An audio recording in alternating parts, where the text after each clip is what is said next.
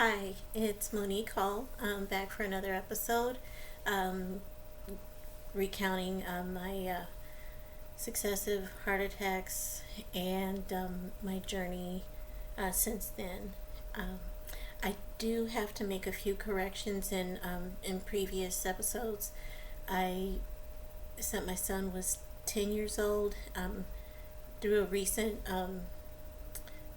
session or a doctor's appointment, it made me really think hard, and he was actually 11. So I felt like I had to do that. Not like anybody's gonna, you know, Google or fact check these things or anything like that. Another item was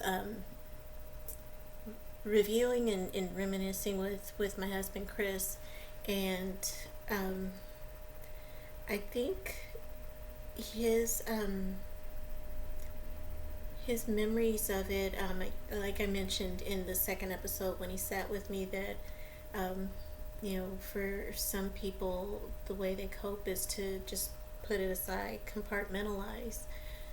But in talking last night, and I would have to check my medical records to confirm this, um, I believe, I say heart attack a lot, and to me that means like the whole event, everything that I went through.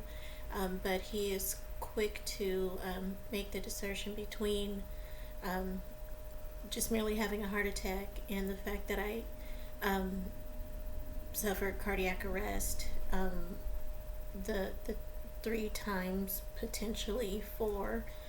He, as he remembers things,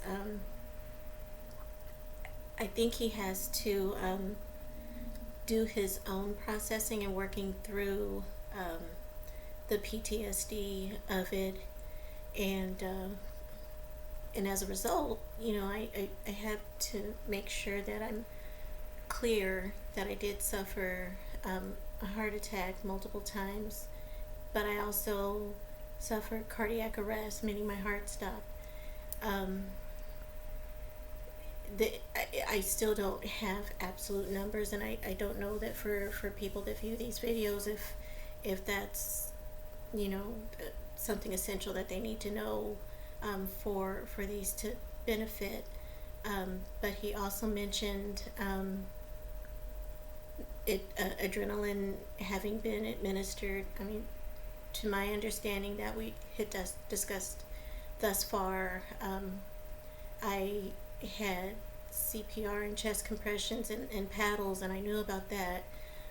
So if I did have to have adrenaline at some point, that is news to me, and I'm now sharing it with you, and I'll process that later, try and wrap my head around that.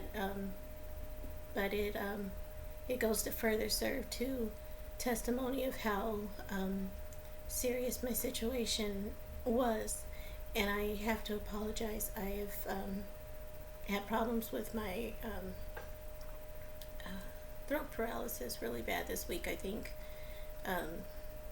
allergies are being affected by the weather in my area. So I think it's maybe a mixture of the two. I will do the best that I can for this episode. Um, so I wanted to address those items, and just to mention again that I suffered physical trauma, and I'm dealing with um, the mental and emotional trauma of this. But my husband and my son, they were right there, as I've mentioned, and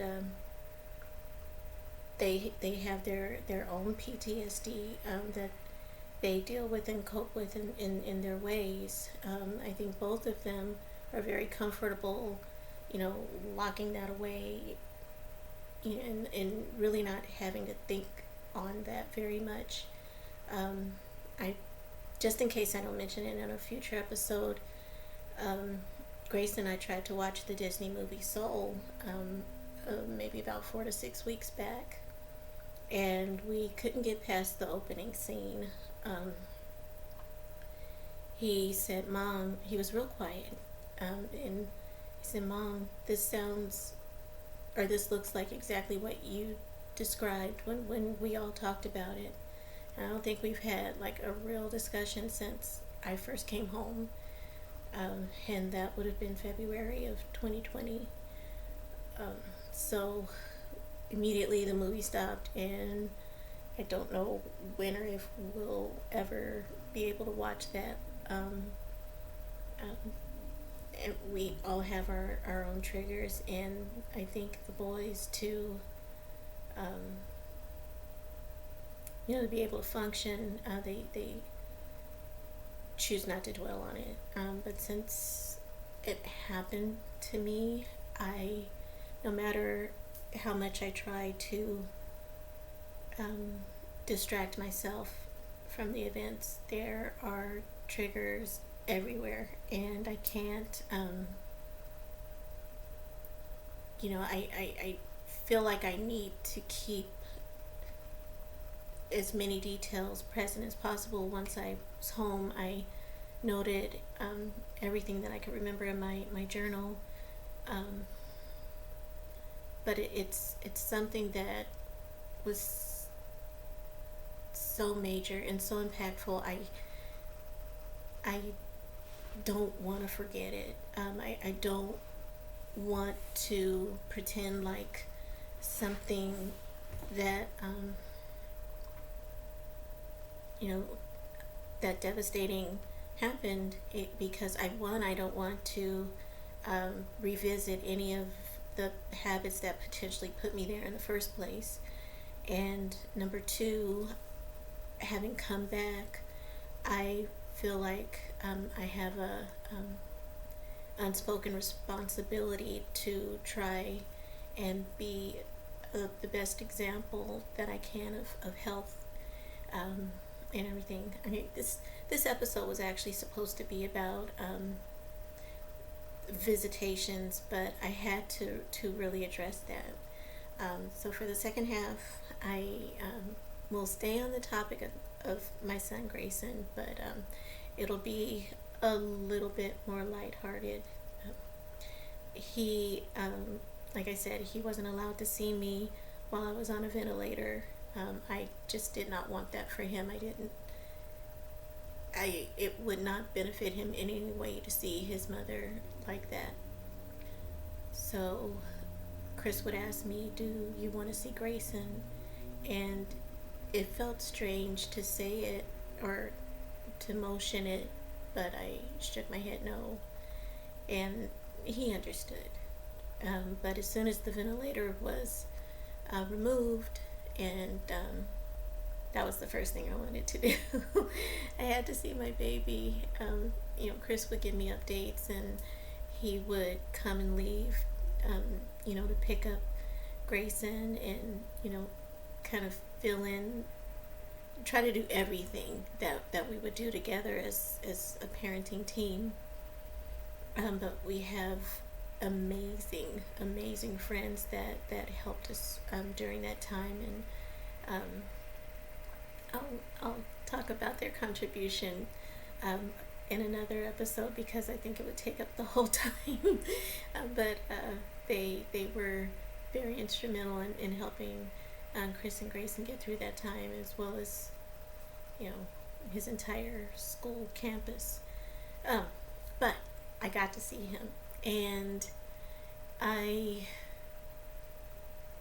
it was so funny. I wasn't sure what to expect, and I had that Christmas anticipation feeling, like when you're a kid, as I saw him come through, through the nurse's station, and kind of make his way through the threshold of the room where I was. And I saw his sweet little face, and his reaction, he's very reserved. He's a mature little fellow. So when he came in, I said hi, and he said hi, and there was this awkward silence, and I don't think that I really understood. he was, and I don't know, we haven't talked about it again, and what I'm assuming is he was trying to process, you know, how he was feeling about that place and what it represented for him, his mom, and his dad. Um, so the first sentence he said to me, he kind of looked away in his little bashful way, and he's all, "So how you doing?" And he's always trying to lighten the mood. He's just a sort of source of joy. And I think most people that know him, that would be kind of a common description for him. So he doesn't dwell on sorrow or negative feelings. He is just genuinely a blessing. His middle name is Eldon, which means gift from God, and he has embraced that middle name and its meaning very, very well. I speak very highly of my son. I could speak about him all day, of course, being a proud parent, but he carries a lot of that on his own, and he presents it very well. So being blessed with being able to come back and help care for him and be a source of inspiration and a source of strength has meant everything to me. In the days following, when he was able to come and visit, once I got a little bit better and it was a little bit easier and more casual, we watched like every action movie that the hospital had available. And that was fun. And he would do his homework, and we would spend that quality family time, even though it wasn't at home yet. But having him back in my daily life meant everything. It was fuel for my healing. It made me want to get back into some representation of my life before, leaving the bad behind and trying to move forward to do things better, and absolutely not to take anything for granted.